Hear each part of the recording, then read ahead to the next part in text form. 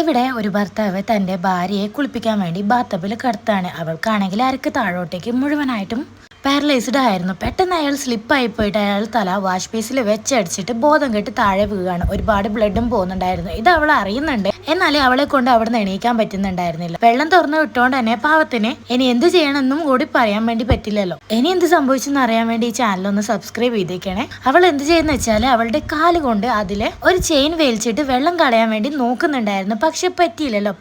Last full ബലവും കൊടുത്ത് അങ്ങനെ ചെയ്തു നോക്കുന്ന സമയത്ത് പെട്ടെന്നായിരുന്നു ആ ചെയിൻ മുകളിൽ നിന്ന് പൊട്ടിയിട്ട് താഴേക്ക് വീണത്. ഇനി എന്ത് ചെയ്യുന്നു വിചാരിച്ച് നിൽക്കുമ്പോഴാണ് കാണിക്കുന്നത് അവളുടെ മുഖത്തിന്റെ പകുതിയോളം വെള്ളത്തിൽ ഇപ്പോൾ മുങ്ങിയിട്ടുണ്ടായിരുന്നു. അവൾക്കാണെങ്കിൽ അനങ്ങാനും പറ്റുന്നുണ്ടായിരുന്നില്ല.